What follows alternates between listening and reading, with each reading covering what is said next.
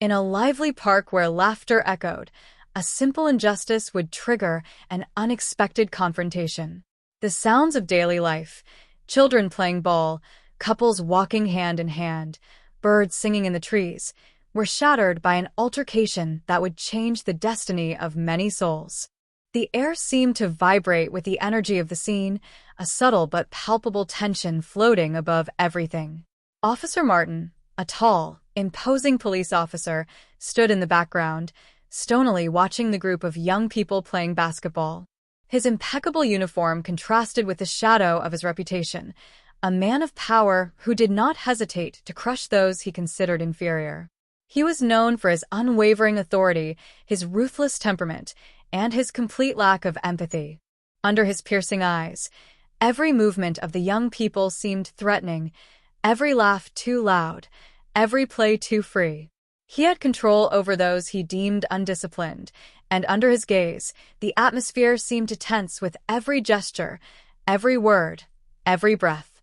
Young people instinctively felt this invisible pressure, a weight they had not deserved, but which they carried nonetheless. Not far away, Michelle, an ordinary-looking woman, was quietly sipping a soda, her FBI badge hidden under her jacket. Her friendly smile made her approachable, almost banal in her appearance. But that was the key to its effectiveness. No one knew that behind this facade, a great strength was hidden, a vigilance that never stopped scanning its environment. She observed discreetly, piercing people's masks, guessing the hidden intentions behind their actions. She was ready to intervene, but only if circumstances demanded it. She was not there to play the heroine, but to ensure that justice was done, whatever the cost. Their eyes met for a moment, without words exchanged, but a heavy silence settled between them.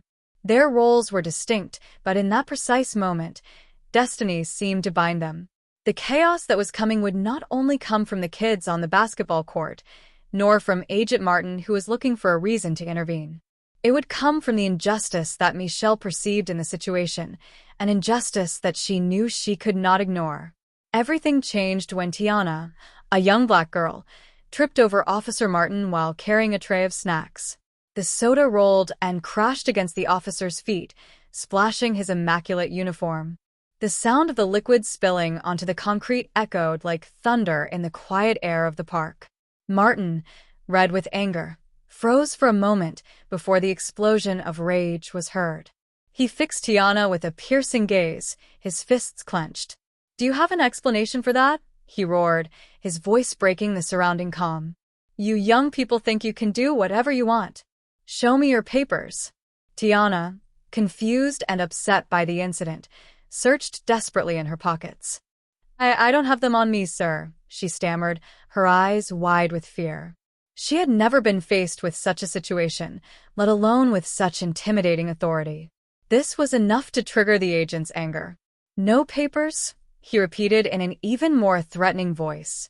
"You think you can humiliate me like that without consequences?" The tone of his voice became more and more acerbic, and his gaze hardened.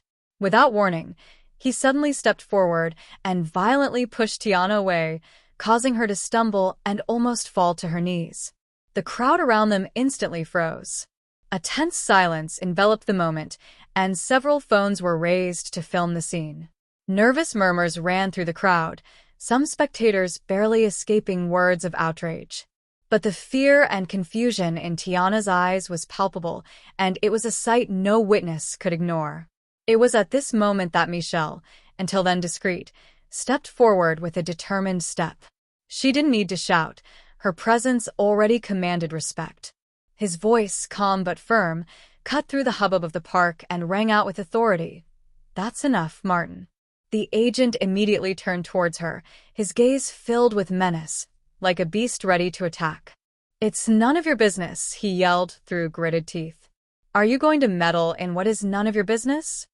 Michelle does not waver. She knew it was about more than just a simple encounter. She replied without hesitation, implacable. "It's all my business when you abuse a child." Her words were sharp as blades, but her tone remained strangely calm, as if she had seen this kind of scene hundreds of times. The crowd watched, divided. Some supported Michelle, feeling in his calm a just and equitable authority, while others murmured, worried, wondering if a confrontation would really break out. Martin, beside himself, approached with heavy steps, his fist already raised. He wasn't going to let a simple civilian humiliate him in public. With a cry of rage, he punched Michelle, but she, with disconcerting speed, grabbed his wrist with a firm hand and turned it with expert precision. The shock of the movement caused the agent to fall to the ground, his body hitting the concrete with a thud. The crowd stood frozen for a moment, in disbelief. The police officer, stunned, tried to get up, but Michelle's grip did not weaken. She held him tightly, preventing him from moving.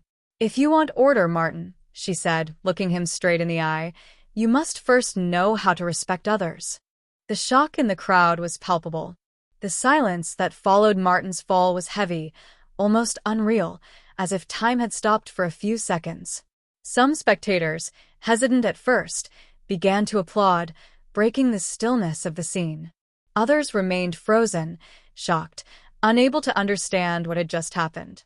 But what came next would be beyond anything they had imagined.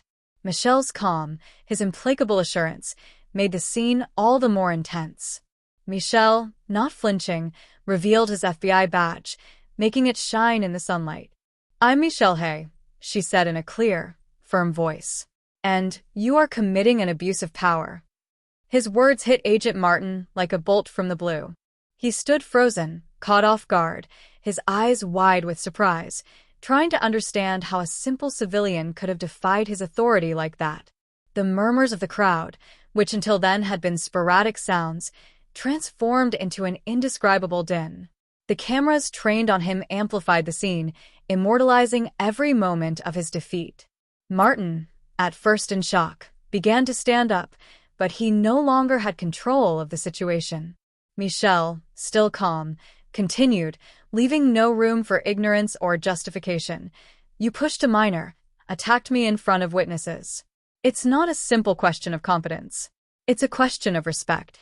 Every word she spoke sounded like a hammer hitting a nail in the agent's mind. The crowd, which until now had been divided, now seemed unanimous in its support for Michelle.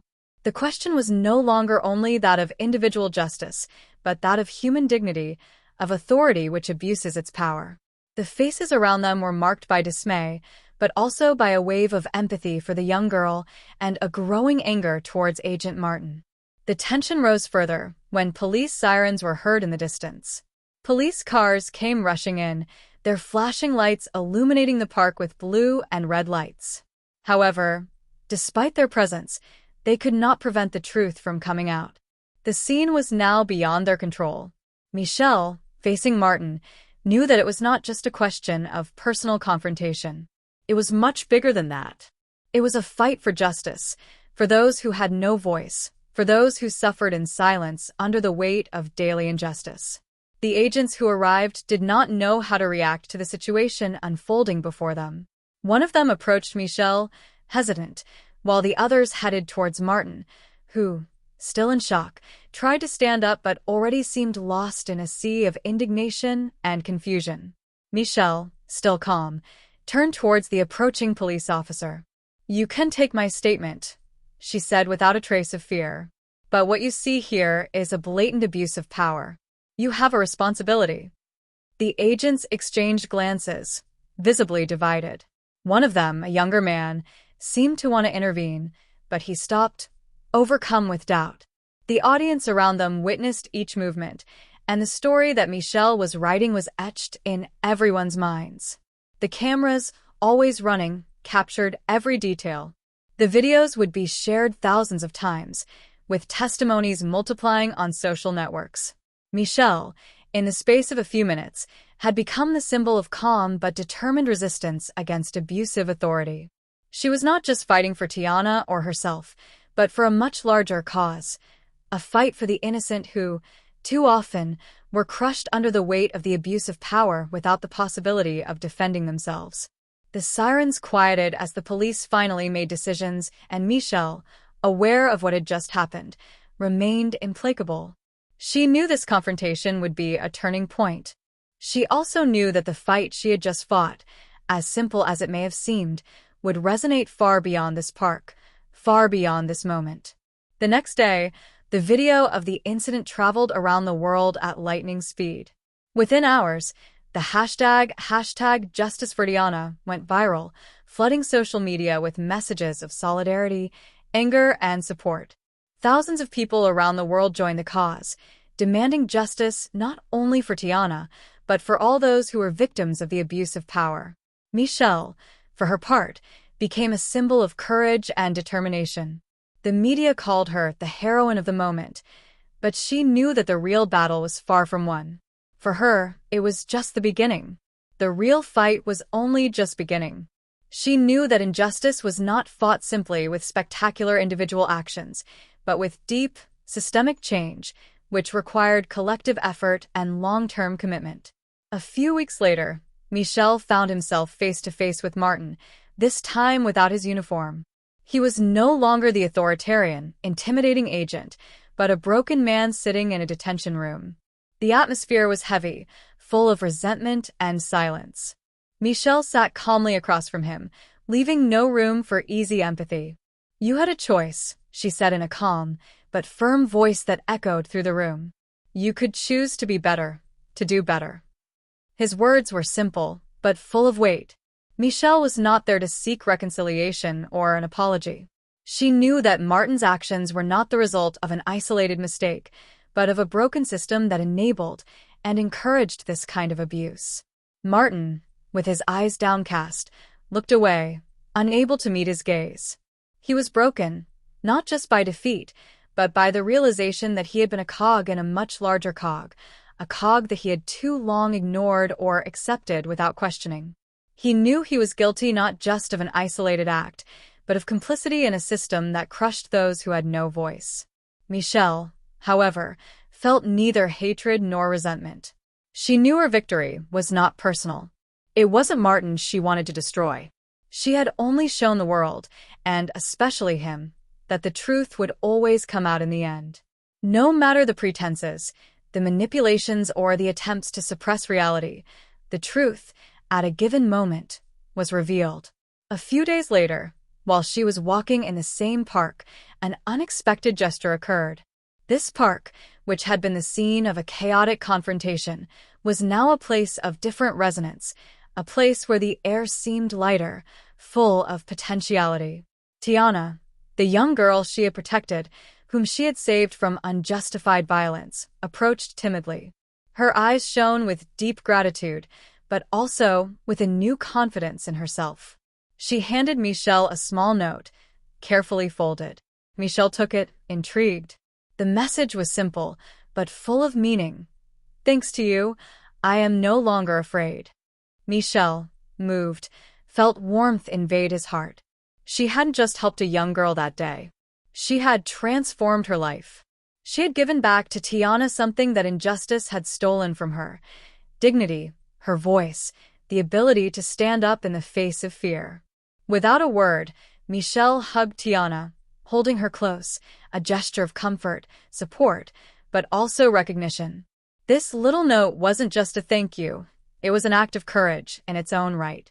This gesture showed that Michelle's act had had a profound impact, far beyond what she could have imagined. Tiana, this once silent and submissive young girl, had found the strength to express herself, to free herself from the fear that had paralyzed her. Michel knew that this act of courage had not only transformed a life, but also inspired a larger movement, one that would grow. The crowd of support, the media impact, the solidarity that arose across the world were tangible proof that a single voice could make a difference. The camera, discreetly present, then turned towards the note, freezing for a moment on the final message: "Justice begins with one voice." Michel smiles when he sees the words appear on the screen. This was not the end of a story. It was the beginning of a silent but powerful revolution. A revolution carried by those who had decided not to remain silent, not to let fear paralyze them, but to stand up, together, to demand what was right. Tiana's voice, and that of everyone who had witnessed the event, had resonated loudly, and now it only grew louder.